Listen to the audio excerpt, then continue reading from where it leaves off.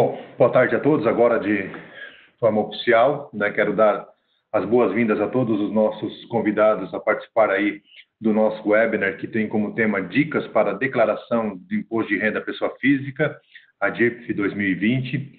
Meu nome é Adriano Ferreira, sou gerente de marketing das soluções de domínio da Thomson Reuters.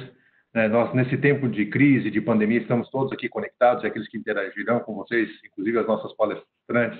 Estamos trabalhando de casa, estamos em home office. Nós, da Thomson Reuters no Brasil, desde o dia 17 ou 18 de março, estamos em home office, 100% do nosso time trabalhando de casa, mas mantendo a mesma produtividade, as mesmas entregas de trabalho para os nossos clientes de quando a gente estava trabalhando do escritório. Então, para você, né, aqui nós temos hoje, estamos chegando aí, passamos já de 300 pessoas conectadas para participar do nosso webinar. Alguns são nossos clientes, né, outros não. E aqueles que são nossos clientes sabem, né, e a gente pode reafirmar aqui, que mesmo estando em home office nesse período, o nosso time de atendimento de suporte, né, está ativo e atendendo, inclusive, via telefone. Então, se você que é nosso cliente precisou de suporte mesmo estando em home office, a Thomson Reuters recentemente fez um grande investimento em uma nova central telefônica, que é embarcada com alta tecnologia, que permite que hoje, quando um cliente nosso entre em contato com o nosso suporte, mesmo o técnico de suporte estando em casa, o técnico vai atender a ligação estando em casa através do seu próprio celular, porque a central faz o desvio da ligação que você fez, seja para o número 0800, seja para o número 4004, é atendido em casa. E o nosso time de desenvolvimento continua também desenvolvendo as nossas soluções para entrega de novas funcionalidades e para adequação do sistema para atender às medidas provisórias e decretos do governo. E os nossos desenvolvedores, analistas, programadores também continuam trabalhando full time, com a mesma produtividade para entregar soluções para os nossos clientes. Mas, dito isso, sem muito rodeio, eu quero então apresentar para vocês elas que serão as nossas palestrantes, as quais na sequência eu já passo a palavra para estar com vocês. E nós teremos hoje falando com vocês a Renata Gonçalves Batista, que é bacharel em Direito pela Universidade de Santa Cecília, a Unisanta, consultora tributária especializada nas áreas de impostos diretos, societária, trabalhista, previdenciária e contábil e também palestrante pela Thomson Reuters. E junto com a Renata, temos a Vanessa Pereira, que é advogada, contabilista e pós-graduada em Direito Tributário. Ela é gerente de conteúdo da Thomson Reuters. Ela é coautora do livro Regulamento do Imposto de Renda Anotado e Comentado, do selo editorial da Revista dos Tribunais, que também é um produto da Thomson Reuters. Desde já agradeço a elas que aceitaram o nosso convite do segmento contábil, Tax and Accounting, né, segmento de contadores da Thomson Reuters no Brasil, para palestrar com vocês. Né? Então, sei que vocês ficarão muito bem aqui com elas, então eu passo a palavra aqui para a Renata. Nós continuamos, eu aqui no apoio, a Silvânia também, que está com a gente, que é especialista de eventos de marketing aqui, de eventos de marketing da Thomson Reuters também para o segmento contábil. Continuamos aqui no apoio, mas eu quero então passar a palavra para a Renata, para que ela conduza esse conteúdo para vocês. Bom webinar para todos nós.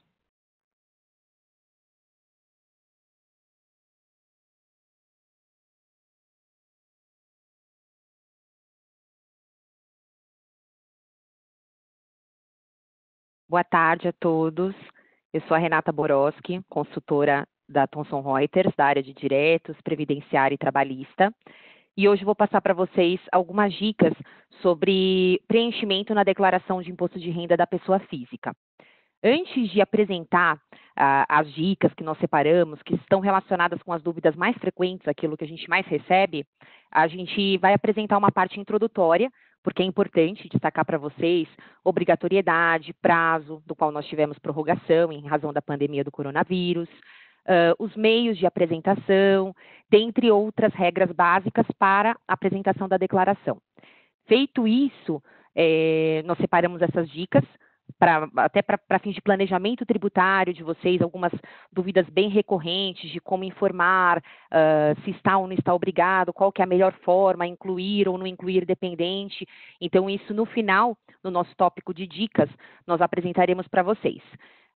Depois disso, nós trabalharemos com essa troca, com as perguntas que vocês provavelmente já tenham, as dúvidas pontuais, e aí nós trabalharemos com essas dúvidas que vocês forem inserindo dentro do nosso bate-papo, tá? Eu iniciei o compartilhamento de tela com vocês. Deixa eu abrir para ficar maior. Vocês estão vendo? Isso, Renato, vou auxiliar aqui, estamos vendo bem a tua tela, tá? Só ainda não está em modo de apresentação. Agora sim. Perfeito. Agora sim. Aham. Perfeito. Vamos lá.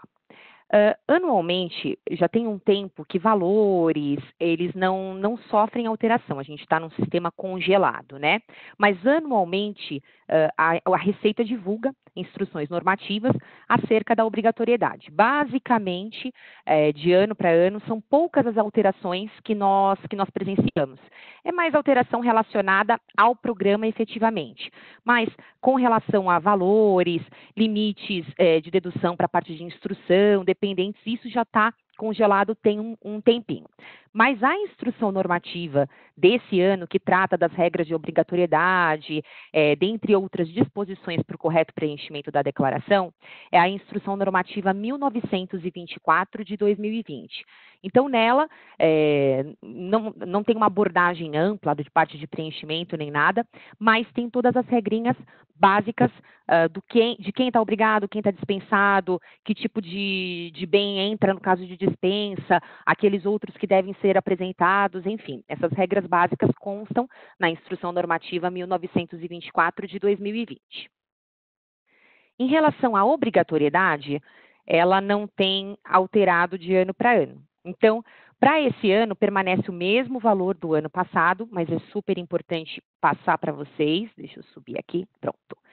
Então, para esse ano, quem que tem a obrigatoriedade de apresentar a declaração de ajuste anual da pessoa física? Primeiro, pessoa física residente no Brasil. Muito se questiona se residente no exterior, que já entregou a declaração de saída definitiva, se tem a obrigatoriedade de apresentar a declaração pelo fato de possuir um imóvel e afins aqui no país. Não. A declaração de ajuste anual, ela é de obrigatoriedade da pessoa física que é residente no Brasil. Então, se porventura um brasileiro saiu da condição de residente, ele não é mais considerado residente no país, no Brasil, ele não tem a obrigatoriedade de apresentar a declaração de ajuste anual, ok? Então, as pessoas físicas residentes no Brasil, que no ano calendário de 2019 receberam rendimentos tributáveis, sujeitos ao ajuste na declaração, cuja soma foi superior a R$ 28.559,70. Aqueles que receberam rendimentos isentos, não tributáveis ou até tributáveis exclusivamente na fonte, cuja soma foi superior a R$ 40 mil, também têm a obrigatoriedade de apresentação da declaração de ajuste anual. Quem obteve em qualquer mês ganho de capital na alienação de bens ou direitos sujeitos à incidência do imposto de renda ou realizou operação em bolsas de valores, também tem a obrigatoriedade de apresentação da declaração de ajuste. Deixa eu passar. Vamos.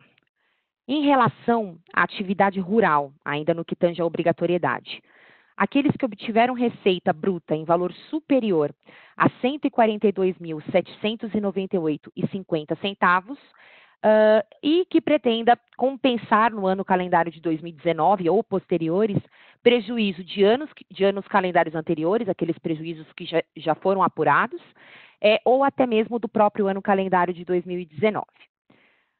Aquele que teve posse, bens, direitos em valor superior a R$ 300 mil tem a obrigatoriedade, e aqueles que passaram a condição de residente no Brasil em qualquer mês. Então, se ele era residente no exterior até o mês de novembro, por exemplo, mas passou a condição de residente no Brasil e nessa situação se encontrava em 31 de dezembro, ele também tem a obrigatoriedade da apresentação da declaração de ajuste. Em relação ao ganho de capital, que foi mencionado no slide anterior, teve ganho de capital sujeito ao imposto, tem a obrigatoriedade. Mas há casos em que a legislação fala que mesmo naquela hipótese de ter havido ganho de capital, existe dispensa, né? Então, naquela hipótese onde vende o imóvel e aplica o produto da venda na aquisição de outro imóvel ou outros imóveis residenciais no prazo de 180 dias. Aí, nesse caso, não teve ganho de capital apurado, contudo, pelo fato dele ter usufruído desse benefício, ele também recai na condição de obrigado à apresentação da declaração de ajuste. No que tange à forma de elaboração há algum tempinho a gente já trabalha com esses 3 formatos. O mais usual é através do Programa Gerador da Declaração, o PGD, que a gente baixa, faz o download dentro do site da Receita Federal. Esse é o que é utilizado com maior frequência. Mas agora a gente também consegue fazer a transmissão através do ECAC, acessando o serviço do Meu Imposto de Renda. Para esse acesso é necessário o certificado digital e, além disso, tem através dos aplicativos do Meu Imposto de Renda, que aí vocês podem adquirir esse aplicativo através do Google Play ou do Apple Store. Então, existem essas 3 modalidades de apresentação. A declaração pode ser apresentada em qualquer dos 3 formatos, contudo, tem algumas regrinhas em que, dependendo da informação a ser inserida na declaração, aquele contribuinte não consegue fazer através do dispositivo móvel, por exemplo, ou está obrigado à utilização do certificado digital. Nos próximos slides eu já vou colocar para vocês em qual é o caso em que não se pode utilizar, fazer a elaboração da declaração pelo dispositivo móvel ou que em qualquer hipótese o uso de certificado digital é obrigado. Exatamente nesse caso que eu acabei de falar para vocês, tem situações que são atípicas, a gente sabe que no cenário a gente não depara com casos muito grandes dessa situação, mas pode existir. Então, aquele que tenha recebido, pegou um cliente que tenha recebido rendimentos tributáveis sujeitos ao ajuste, cuja soma foi superior a 5 milhões de reais, ou rendimentos isentos e não tributáveis, também superior a 5 milhões de reais, tributação exclusiva na fonte superior a 10 milhões de reais, ou até mesmo tenham realizado algum tipo de pagamento cuja soma também represente importância superior a 5 milhões de reais, nesse caso em específico, ainda que a declaração seja feita através do programa, do PGD, que é aquele que é baixado no site da Receita, a transmissão precisa ser feita através do certificado digital. Tá? Então, a gente sabe, inicialmente o certificado digital é utilizado tão somente para aqueles que fazem a transmissão através do ECAC, mas se o cliente estiver enquadrado em alguma dessas situações, ele, ainda que faça a apresentação através do PGD, vai precisar do certificado digital. Além disso, nessa hipótese, esse contribuinte não pode apresentar através do aplicativo. Então, essa terceira opção, que é baixou o aplicativo dentro do Google Play ou do Apple Store, para esse contribuinte, isso não existe, tá? Essa transmissão não pode ser feita. O prazo de entrega. Então, atualmente, em razão da pandemia do coronavírus, o prazo de apresentação da declaração de ajuste, ele foi prorrogado. Então, agora, as declarações podem ser apresentadas até o dia 30 de junho de 2020, sem qualquer cobrança de multa, sem nenhuma modificação do cenário original, tá? Muito se questionou porque alguns já tinham baixado o programa, quando esse programa foi liberado para download no site da Receita, e havia uma dúvida se o programa atualizaria automaticamente para gerar as informações, os DARFs, ou se ele ia acusar alguma mensagem de erro, gerar multa indevidamente. Então, o programa, atualmente, esse programa da declaração de ajuste anual, ele já tem essa atualização automática. Então, se vocês entrarem no programa e, porventura, a versão que vocês baixaram estiver desatualizada, o próprio programa, na abertura, vai indicar que existe uma nova versão para aquela plataforma. Atualizou? Acabou, não precisa fazer mais nada. Então, no cenário atual, essa declaração já está preparada para o novo prazo. Não vai gerar nenhuma multa indevida, nenhum acréscimo legal ou um DARF para recolhimento com datas que não correspondem a que de fato deve ser pago aquele tributo, o imposto. Podem ficar despreocupados em relação a isso. O programa ele já é atualizado automaticamente e assim que você entra, verificou que a sua versão, porventura, está desatualizada, ele já vai dar essa mensagem para que você dê o ok e o programa seja devidamente atualizado. Outra dúvida bem recorrente e que teve ampla divulgação na mídia foi em relação ao cronograma de restituição. muito se esperava de que, olha, como vai haver a prorrogação da entrega, o cronograma também vai seguir essa mesma linha. Mas não, o cronograma foi mantido. Inclusive, para esse ano, a gente tem um número reduzido de lotes, eles mantiveram dessa forma, então o cronograma inicial de restituição, aquele que está disponível no site da Receita, ele continua perfeitamente vigente, ele não teve nenhuma alteração. A alteração foi exclusivamente do prazo. Aqueles que já apresentaram a declaração já podem entrar numa lista e que tiverem restituição, já poderão entrar nessa lista seguindo o cronograma e os critérios utilizados pela Receita. Renata, eles já divulgaram dentro desse cronograma de restituição quem que está no primeiro lote, declarações apresentadas até quando entram no segundo lote e assim sucessivamente? Não. Por enquanto, não. Eu, inclusive, entrei hoje de manhã para ver se estava atualizado, se existia alguma disposição do cronograma da declaração, mas não tem nada. O cronograma está mantido, mas ainda não tem uma indicação expressa de quem está no primeiro, quem está no segundo, quem está no terceiro lote e assim sucessivamente. Penalidades. Esse é um ponto que é super importante mencionar, até por isso a gente deixou num tópico específico.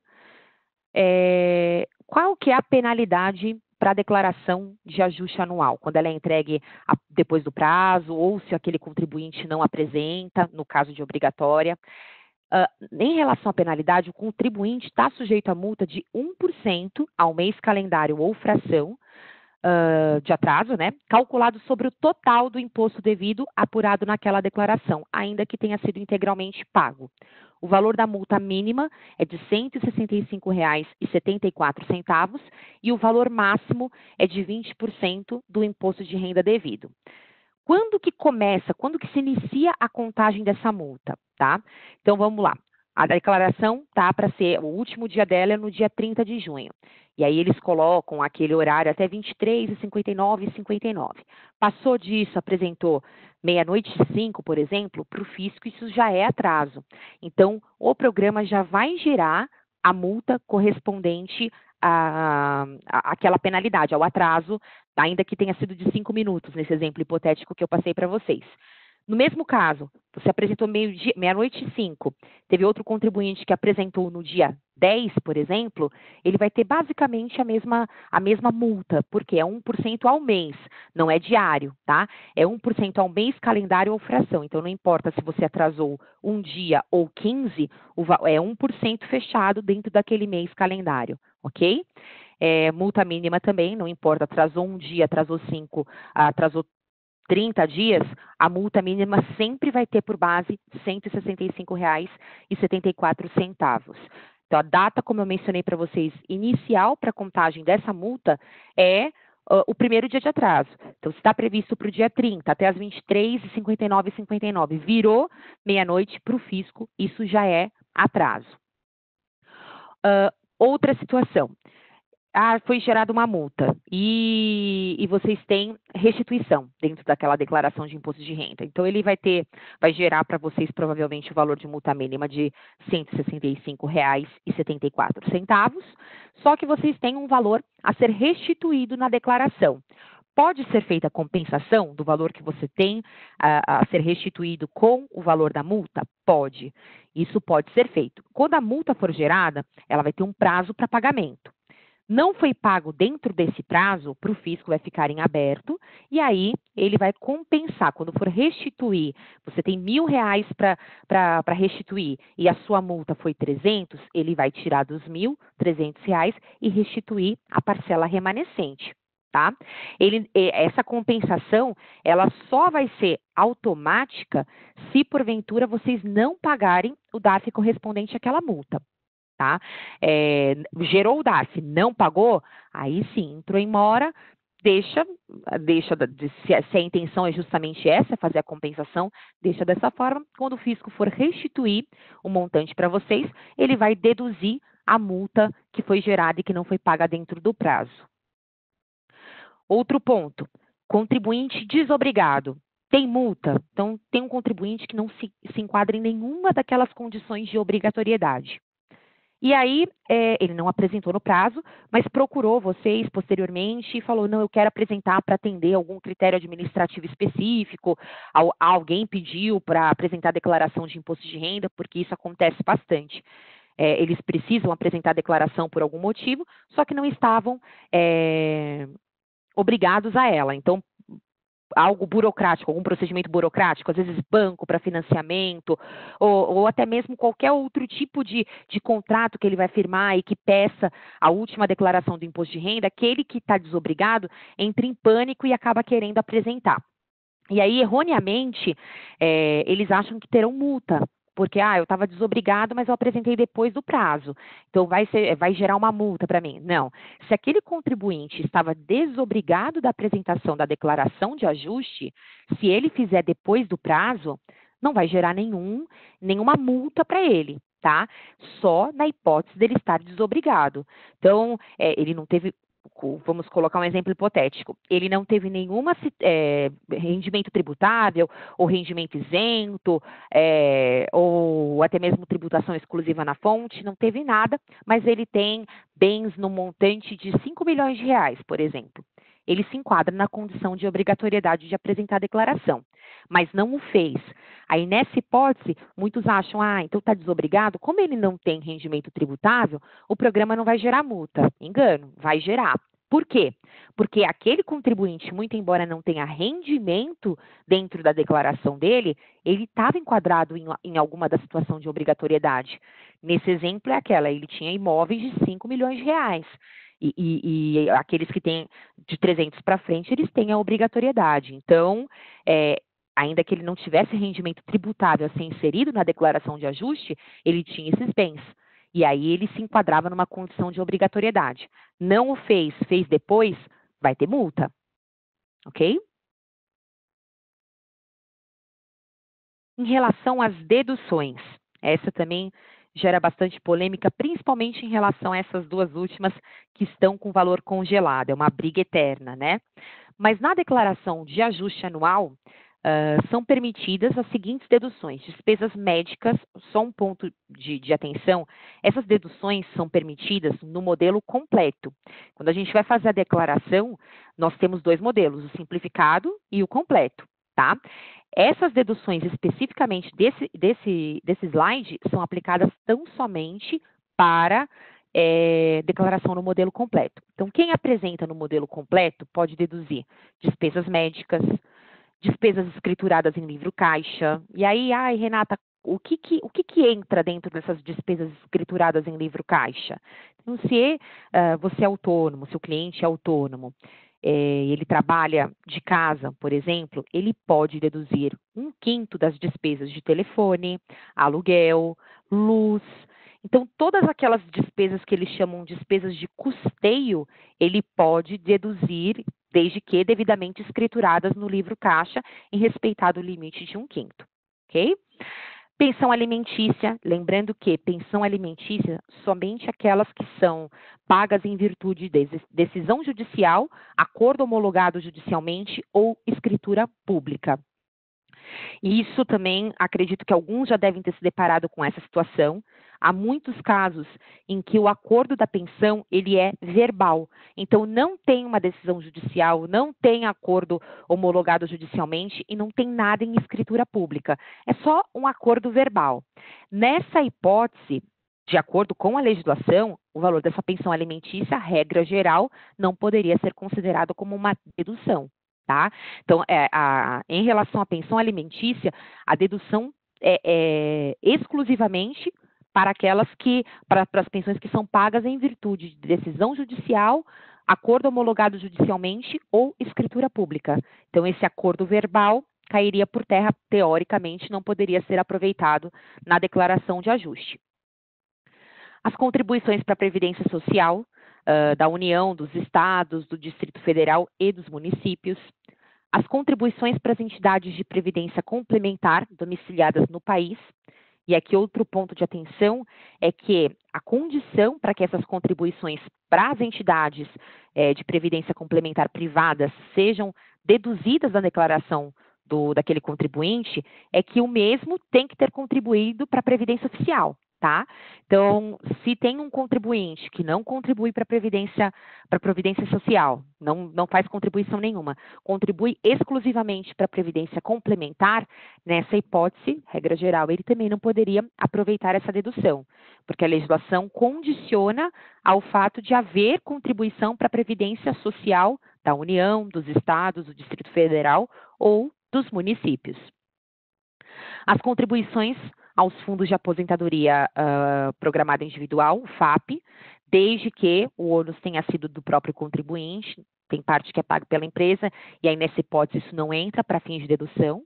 Os dependentes, respeitado o limite anual de R$ 2.275,08 por dependente, e as despesas com educação, respeitado também o limite de R$ 3.561,50 por beneficiário, por contribuinte que consta naquela declaração.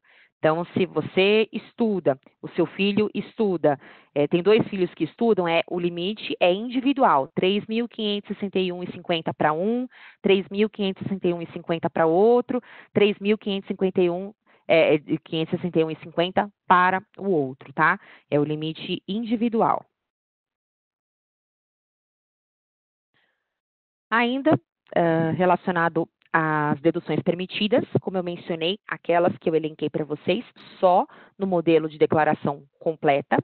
No modelo simplificada, nós temos as deduções limitadas a R$ 16.754,34. Então, se a opção for pelo desconto simplificado, isso representa o quê? Que você substituiu todas as deduções elencadas no slide anterior por essa limitação. O bacana, atualmente já tem um tempinho, é que antes não tinha. Esse comparativo ele era basicamente manual. Quem já faz um tempinho deve lembrar. Hoje o programa já tem hoje, e já faz um tempo, já tem essa possibilidade. Então a gente insere as informações e já consegue depois fazer o comparativo.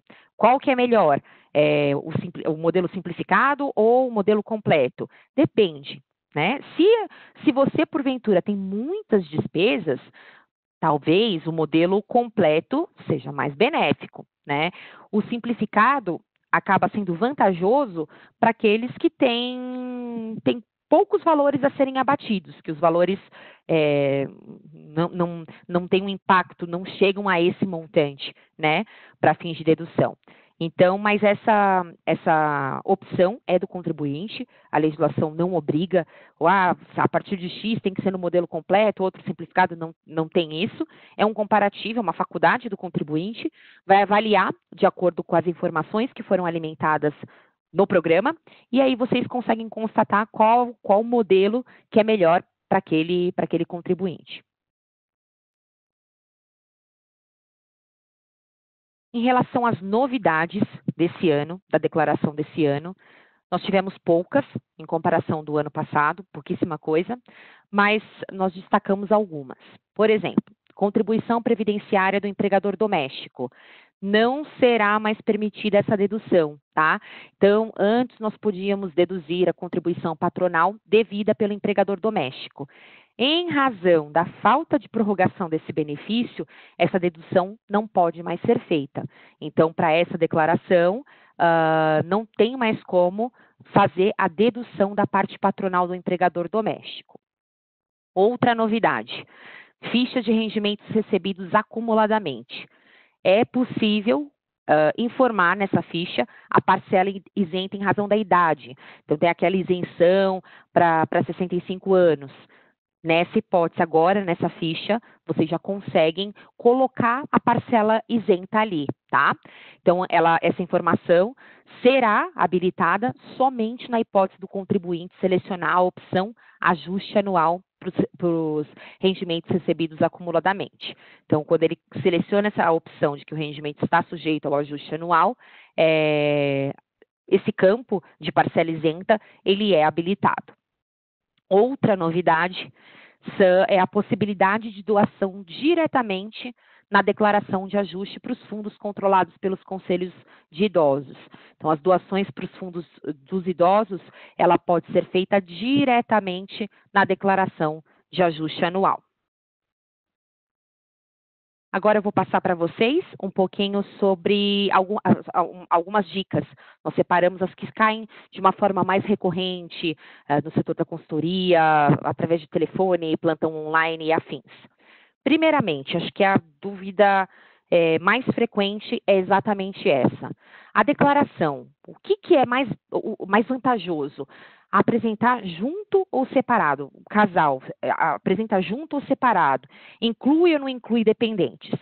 Tudo isso envolve planejamento tributário. Às vezes a gente pensa que planejamento tributário na pessoa física não existe, mas existe e funciona muito bem. O que acontece? Quando que é vantajoso incluir um dependente? A mesma regra também se aplica para o caso de apresentar em conjunto os cônjuges apresentarem uma única declaração.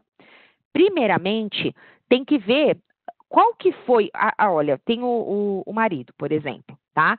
Ele teve um rendimento X e a esposa teve nenhum rendimento, por exemplo.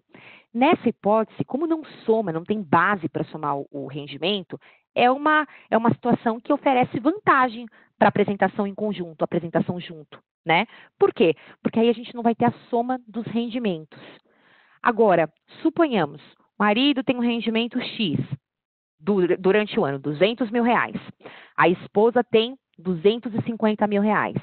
Querem apresentar junto. O que vai acontecer? Vai haver a soma, ainda que o rendimento seja individual, em nome do marido, em nome da esposa, na hora de apresentar junto, a declaração em conjunto, eles vão somar o rendimento, as bases vão somar. Então, possivelmente, a sua base tributada vá lá para cima e acabe sendo uma desvantagem. Inclusão de dependentes, a mesma coisa. Ai, Renata, mas vai incluir um filho, por exemplo, mas eu tenho o valor da dedução do dependente e tenho também de instrução, porque ele ainda está estudando, tá? Só que ele trabalha e tem um rendimento durante o ano, vamos supor, de R$100 mil, ele vai somar junto com o seu. Então, às vezes, a dedução correspondente ao dependente ou à instrução, conforme o caso, não justifica, não vai ser benéfica, porque a tua base tributada será aumentada. Então, acaba sendo uma desvantagem. Então, sempre observem isso. Tanto para a inclusão de dependentes, como no caso de apresentação em conjunto ou separado. Observem a renda, os rendimentos individuais de cada um, tá? Somou. Se tiver uma soma que aumenta a base, já é uma desvantagem. Agora, a gente tem outros casos que podem ser vantajosos. Por exemplo, tem gente que é sócio de empresa e recebe, regra geral, um montante bem pequeno de prolabore e o restante, 95% da fatia dele, entra como lucros. Isso é rendimento isento e não tributável, tá? E aí, o cônjuge trabalha e o rendimento dele é todo tributável. Nessa hipótese, pode ser sim vantajoso apresentar a declaração em conjunto. Por quê? Porque um dos cônjuges recebe basicamente só rendimento isento e não tributável. E aí isso não vai alterar a sua base tributável, não vai subir de faixa para fins de aplicação das alíquotas progressivas. Se aquele cônjuge só recebe rendimento isento e não tributável, vai ser uma grande vantagem, porque você não vai oferecer, não vai somar, não vai oferecer a tributação, porque é um rendimento isento, só que vai ter o aproveitamento da despesa, da dedução com dependentes, por exemplo, ou se estiver estudando além do dependente, a despesa com instrução, as despesas médicas, e aí pode ser uma vantagem, tá? Então, não existe uma receita de bolo para isso. Precisa avaliar individualmente cada um daqueles contribuintes e observar se o somatório dele eleva a base tributável. Eleva. Então, pode ser uma grande desvantagem. A dedução com dependentes, com despesa médica e afins, pode não justificar, não suprir o efeito que a soma daqueles rendimentos gerou. Ok? Outra dúvida que cai bastante em relação a seguro de vida, como é que ele vai ser declarado, se ele entra como rendimento isento e não tributável. O que acontece? O seguro de vida, eles são considerados como rendimentos isentos e não tributáveis. Então, eles devem ser informados na ficha de rendimentos isentos e não tributáveis, no código correspondente à capital das apólices de seguro ou pecúlio pago por morte do segurado, ok?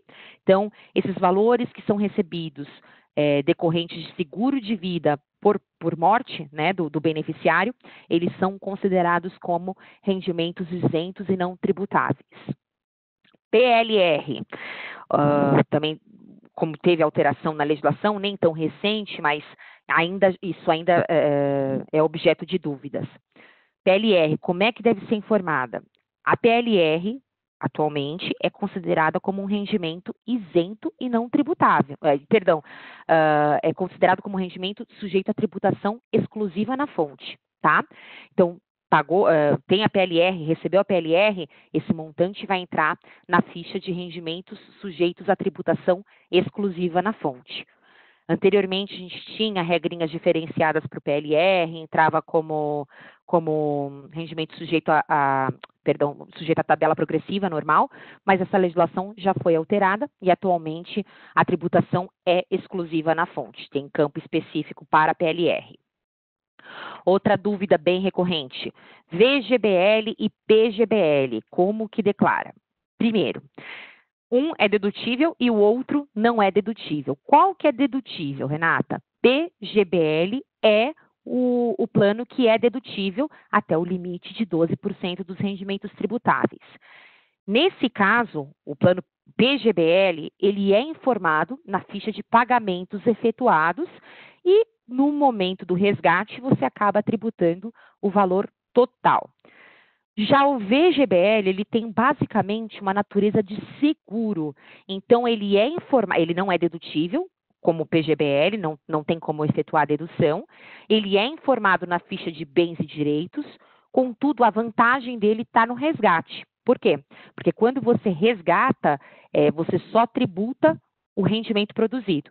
Então, enquanto o PGBL ele tem o benefício da dedução, ele tem a desvantagem de que no resgate você tributa o total resgatado. Já o VGBL você não deduz, não vai informar em ficha de pagamentos efetuados, informa exclusivamente na ficha de bens e direitos, só que no momento do resgate, quando você liquida aquele título, você tributa tão somente o rendimento que foi produzido, tá? Antes até de partir para a próxima, eu queria pontuar com vocês em relação à obrigatoriedade. Eu acabei não falando no slide específico, mas isso também cai bastante. Muito antes nós tínhamos uma regrinha de que sócio de empresa, ele tinha a obrigatoriedade de apresentar a declaração de ajuste anual. E talvez por isso essa seja uma dúvida que sempre caia com a gente. A legislação já mudou tem um tempo, então o fato de você ser sócio de uma empresa não te torna obrigado à declaração de ajuste, tá? Essa regrinha já caiu faz um tempinho. Então, sócio de empresa, se não estiver enquadrado em nenhuma daquelas condições de obrigatoriedade, ele está dispensado, ele não precisa apresentar, tá? Feito isso, vamos para a quinta, vamos lá. Autônomo que também é trabalhador seletista, livro caixa. Sim, tem casos em que o trabalhador é seletista, é registrado numa empresa, mas ele também presta serviço como autônomo. Ele pode fazer escrituração no livro caixa? Pode aproveitar da dedução do livro caixa e afins? Pode, sem problema nenhum, tá? Ele precisa manter o livro caixa, precisa ter a documentação comprobatória em caso de questionamento, de fiscalização, mas pode ser feito. Então, ele tem a renda dele de rendimento tributável recebido de pessoa jurídica, por conta do vínculo empregatício dele, mas ele também recebe como autônomo, e aí ele pode receber de outra pessoa física ou de pessoa jurídica, do qual ele não mantenha vínculo empregatício. Aí ele vai tributar, de acordo com a fonte pagadora dele, se pessoa física ou jurídica, e as despesas escrituradas em livro caixa, do qual ele poderá deduzir normalmente. Então, quando eu mencionei do livro caixa, falei, vamos supor que esse autônomo trabalhe na residência dele. Trabalhou na residência, ele tem direito a 1/5 das despesas de custeio, tá? Então, quais são essas despesas de custeio? Aluguel, vamos supor que o imóvel seja alugado, a residência dele seja alugada. Ele tem 1/5 dessas despesas com aluguel, energia, água, gás, impostos, telefone, condomínio. Então, sempre que o imóvel residencial for utilizado para a atividade daquele autônomo, as despesas inerentes àquele imóvel podem ser deduzidas no livro caixa, na apuração dele dentro do ajuste, desde que observada a limitação de 1/5 dessas despesas. Outro ponto do livro caixa. Renata, de repente a despesa dele naquele mês foi superior à receita que ele oferiu como autônomo. Nessa hipótese, o que ele faz? Ponto 1, a dedução no livro caixa está limitada à receita. Então, se ele teve uma receita de 10 e uma despesa escriturada no livro caixa de 15, ele não pode deduzir 15 naquele mês. Ele está limitado ao montante, ao valor da receita. E aí, esse excesso, ele pode ser transportado para os meses subsequentes, desde que dentro do mesmo ano, ok? Chegou de dezembro, agora chegou em dezembro, teve, nesse exemplo que eu dei para vocês, 10 mil de receita e 15 de despesa, ou seja, 5 ali de excesso. O que ele faz?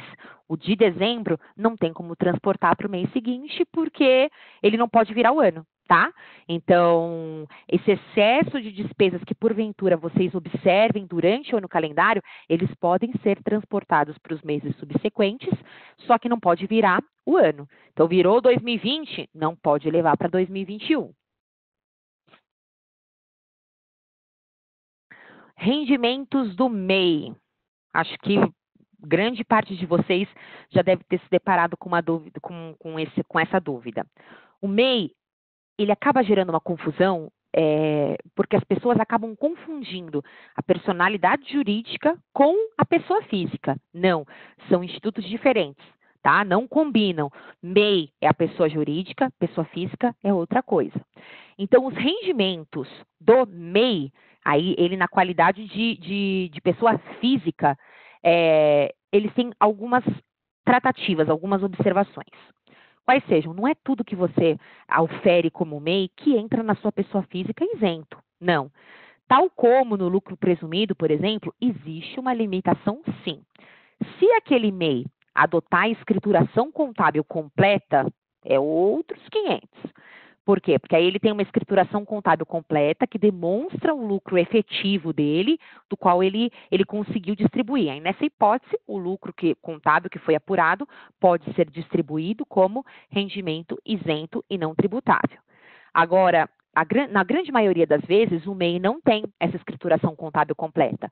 Então, o que tem que ser observado? Os mesmos percentuais do lucro presumido. Como é que funciona isso na prática, Renata? Vou colocar um exemplo hipotético. Tem um MEI, tá? Ele é prestador de serviços e ele auferiu durante aquele ano receita X, vamos colocar 50 mil reais, tá? Durante aquele ano, a receita da microempresa, do MEI dele, não da pessoa física, do MEI, auferiu 50 mil. Tá? Ele é prestador de serviço e não adota a escrituração contábil completa. O que ele vai fazer? Ele vai pegar o percentual de 32%, conforme o caso, em cima daqueles 50 mil, achar a base, deduzir dos impostos eventuais e aquilo é o que ele vai poder distribuir como lucros. Ok? Então, existe sim uma limitação. A regrinha é basicamente igual à do lucro presumido. Ou seja, não é toda a receita que é oferida pela microempresa individual que será considerada como rendimento isento, isento do próprio MEI, do microempreendedor. Tá? Existe essa regrinha.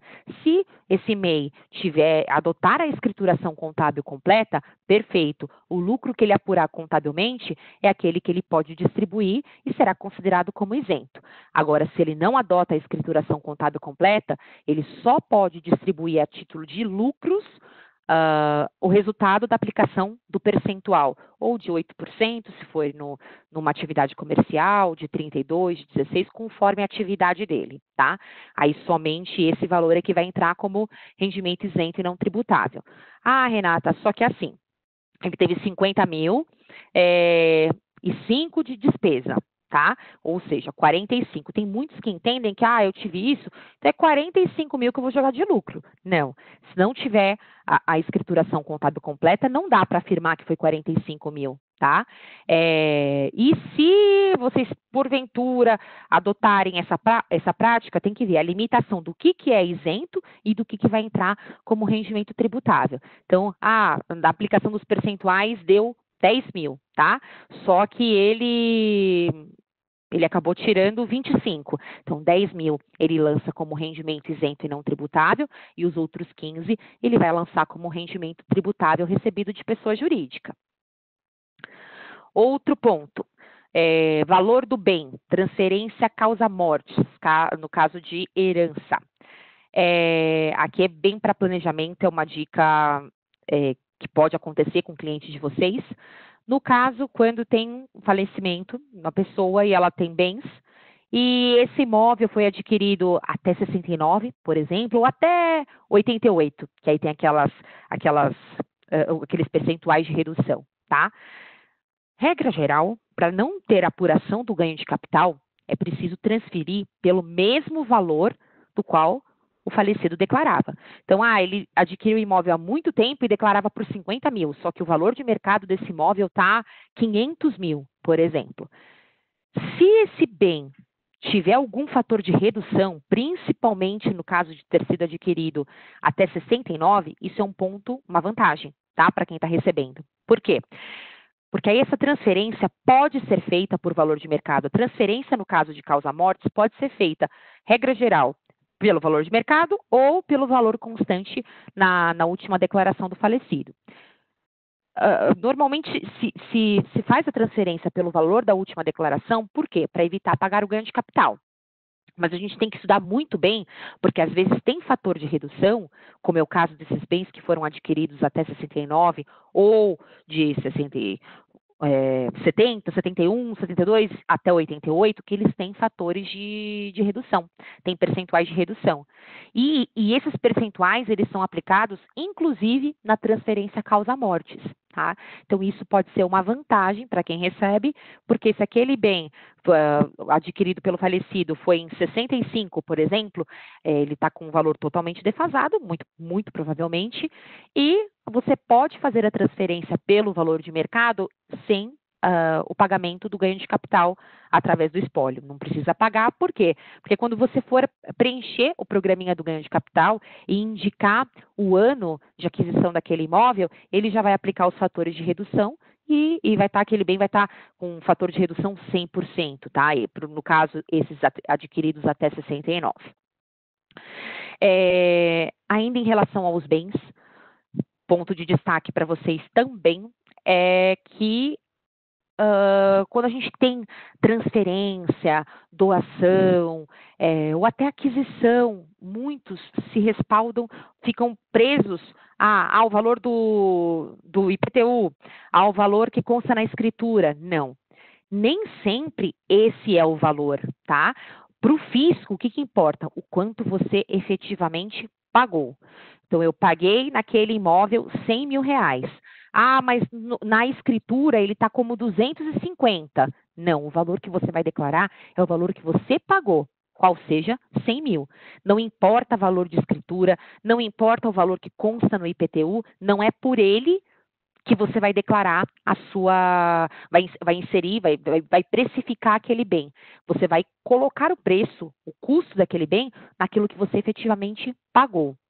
E aproveitando esse gancho, já pulo para 10, depois a gente volta para as outras, no caso de bem financiado, tá? Então, bem financiado segue mais ou menos essa linha. Você comprou um imóvel que, quando foi vender, estava 1 milhão, só que foi financiado, tá? Esse 1 milhão não vai ser mais 1 milhão, você vai acabar pagando 2, quase 3, né? Através do financiamento. Então, para o fisco, o que você vai fazer nessa hipótese do bem financiado? Vamos colocar o exemplo de um apartamento. Normalmente, o apartamento, quando a gente financia, ele fica em garantia, certo? Então, você acabou de comprar, comprei apartamento de 1 milhão. Só que quanto que você pagou até agora? Paguei 50. Então, o valor do bem na sua declaração vai ficar 50. Ele só vai aumentar ano a ano na medida em que você paga as prestações. Prestações que eu falo não é só o valor principal, entra juros também. Então, paguei 50 esse ano, que foi o primeiro ano que eu adquiri. Então, esse bem vai estar lá em 31/12/2018, adquiriu em 2019, tá? 31/12/2018, zero, porque você ainda não tinha esse bem. E em 2019, você pagou 50 mil. Aí, na situação desse bem, em 31/12/2019, você vai colocar 50, tá? Quando chegar na declaração do ano que vem, a de 2020, que você vai apresentar em 2021, você vai ter o valor do bem em 31/12/2019, 50 mil. Aí, nesse ano de 2020, você pagou mais 60, tá? E aí, na tua declaração de 2021, você vai colocar valor do bem em 31/12/2020, 110 mil. Por quê? É os 50 mais os 60 que você pagou. E assim sucessivamente, até você quitar. Ah, e essa dívida? Eu preciso informar na dívidas e ônus? Não, tá? Esse montante não precisa ser informado em dívidas e ônus. Assim como acontece com o carro, que eles falam bem de um valor menor. Se o carro está alienado, também não precisa informar nada dentro da ficha de dívidas e ônus, tá? Não precisa fazer a inserção desse montante. Por quê? Porque o bem já está em garantia. Então, nessas hipóteses, você não tem que informar nada em dívidas. Você só vai informar numa outra hipótese. Ah, você chegou para o seu pai e pediu, olha, vou comprar um carro, me empresta 50 mil reais? Ok, você pagou 50 mil no carro, você já vai declarar o carro por 50 mil, porque você já pagou à vista, tá tudo certinho, só que você tem uma dívida com o pai. Aí, esse caso, você vai colocar na tua dívida o montante de 50 mil, como é que, e o quanto que você já pagou dentro daquele ano, tá? Por quê? Porque o bem, ele não tá alienado, ele não tá em garantia. Você pegou o dinheiro emprestado, quitou à vista aquele bem que você adquiriu, um carro, um apartamento, o que quer que seja, e está devendo agora para uma outra pessoa, é um empréstimo, né? E agora, falar um pouquinho para vocês sobre prescrição, antes de abrir para as perguntas, que é uma dúvida também que cai bastante, sobre como é que conta, como é que faz a contagem para esse período de multa, de prescrição, perdão. Ah, até quando que ele pode me autuar e afins? Pessoal, a gente fala 5 anos, só que não é, na verdade a contagem não fica em 5 anos. Por quê? Porque a legislação fala que você apresenta a declaração de 2019 em 2020, tá? E aí ele começa a iniciar a contagem a partir de 2021, é o ano subsequente à entrega daquela obrigação. Então, as informações que porventura vocês prestarem na declaração desse ano, pode começar a contar 5 anos a partir de 2021, tá? Putz, mas é de 2019, Renata. Mas aí, você informou em 2020, e aí a contagem do prazo prescricional para o fisco questionar algo relacionado àquela declaração se inicia a partir de 1º de janeiro de 2021. Aí ele tem 5 anos para tomar alguma providência em relação à sua declaração. Por isso, guardem documentos, tá? A gente fala, não é pelo prazo de 5, acaba virando 7.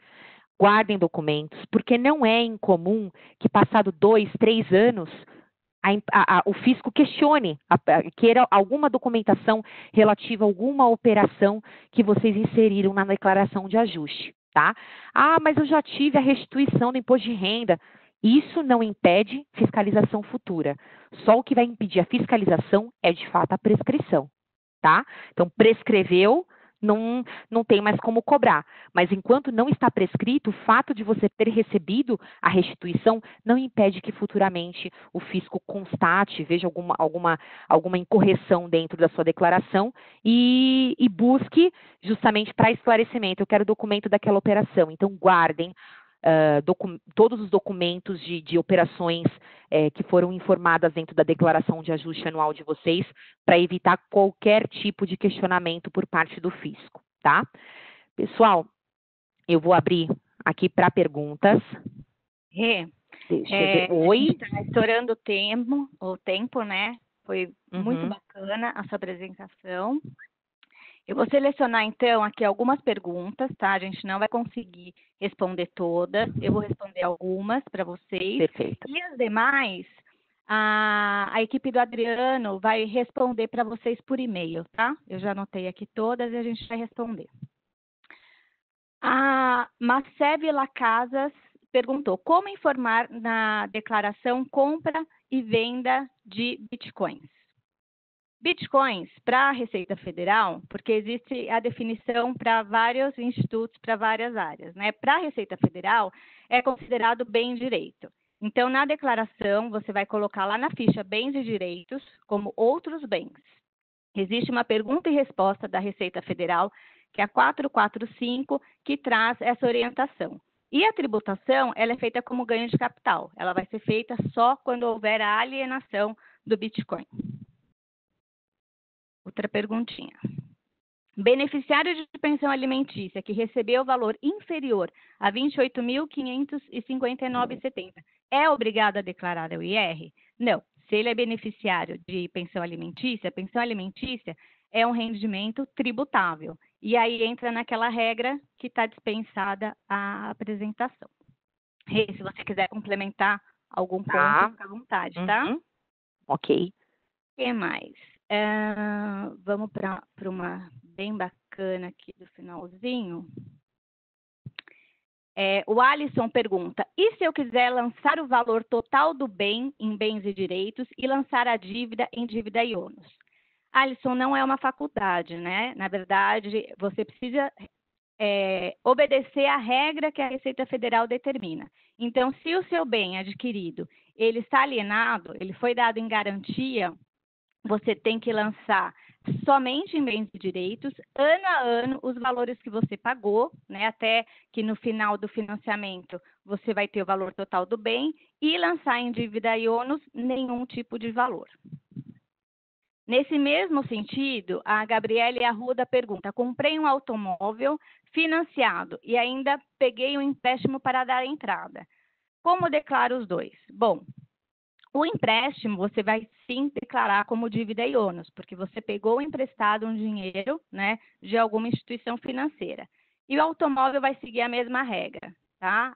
Ano a ano você vai aumentando o valor do bem. Você não pode colocar o valor total do imóvel, salvo naquele caso excepcional que você faça uma compra, por exemplo, de um particular. Então, vamos supor, a Renata vende o automóvel dela para mim. Contrato particular. Eu não deixo o automóvel alienado. Já transfiro para o nome da Renata e falo: olha, eu vou te pagar em 10 vezes. Aí tudo bem, aí é diferente, né? O bem não foi dado em garantia de pagamento. Aí, nesse caso, essa operação entre Renata e eu seria, então, colocado o valor total do bem, porque já é uma aquisição, e o valor devido em dívida e ônus. Então, é uma situação bem específica. Como Gabriele Arruda também, como fazer para declarar um bem que na época que comprou não era obrigado a declarar? Da mesma forma, né? Então, você, vamos supor, adquiriu um bem em 2015 e de lá para cá você não estava obrigada a entregar a declaração. Você vai informar o bem agora pelo custo que você teve, né? Porque o valor do bem, como a Renata bem mencionou, é aquele valor efetivamente pago pelo bem. E você tem que ter os documentos comprobatórios daquele valor que você colocou. Deixa eu correr para tentar. Carlos Freitas: quando o autônomo trabalha em escritório, as despesas também são dedutíveis na ordem de 1/5? Não. Se ele tem um escritório, ele vai abater as despesas 100%, né? Porque naquele ambiente do escritório é onde ele desempenha a atividade de autônomo dele. Essa previsão do 1/5 é quando não tem como comprovar aquele espaço dedicado só para o trabalho autônomo, que é no caso de quem executa o trabalho na residência. Então, você não está autorizado a utilizar o 100%. Então, a Receita traz essa disposição de 1/5. Uma pessoa residente fora do Brasil não tem obrigatoriedade, mas se a pessoa tem renda no Brasil, precisa declarar? A Rê, ela respondeu a esse questionamento, né? E ela menciona que se a pessoa perdeu a condição de residente no Brasil, ela não está mais obrigada à entrega da declaração. E a última, né, porque são 5h29, eu queria fazer mais duas só, na verdade, vamos tentar. Qual seria a diferença de alimentado e dependentes? Bom, o alimentado é aquele que recebe pensão alimentícia. Essa figura se confunde com filho, então eu vou exemplificar para ficar mais claro. É a Gabriela Arruda que perguntou. Eu, Vanessa, era casada com o Luiz Fernando e tínhamos a Luísa como filha. Nos separamos. Luiz Fernando paga pensão alimentícia para a Luísa. A Luísa é alimentada do Luiz Fernando e minha dependente se eu estou com a guarda dela. Então, a mesma pessoa, para o pai, ela vai ser considerada alimentada e para a mãe, ou para quem detém a guarda dessa criança, vai ser dependente. E essa figura, ela pode ser concomitante apenas no ano da separação. Nos próximos anos, ou a Luísa vai entrar como alimentada ou como dependente. Dos dois jeitos, ela não pode. Existe um impedimento na legislação. Bom, gente, só mais uma. A gente vai lendo quem responder. Não, Adriano mata a gente. Vamos lá, só mais uma, Adriano, juro. Dorlene Grando pergunta: é permitida a dedução de despesa com imunização e vacinas? Não, não tem permissão para dedução de imunização e vacinas. Não é considerada despesa médica. Adriano, posso mais uma ou não? Acabou mesmo. Vamos lá, a última então. A última, tá, prometo. A pergunta é uma questão de plano de saúde, tá? Eu não estou achando ela aqui na essência, mas eu vou fazer a explicação. Por exemplo, plano de saúde familiar que, por exemplo, eu, Vanessa, trabalho na Thomson Reuters e tenho um plano de saúde no qual eu sou a titular, tem a Luísa como dependente e, por exemplo, meu marido também como dependente. Eu posso lançar essa despesa total, que é descontada do meu holerite, na minha declaração? Sim, eu posso, desde que Luísa e Luiz Fernando estejam na minha declaração como meus dependentes. Se eles forem declarar separadamente, cada um fizer a sua declaração, eu não posso colocar essa despesa total.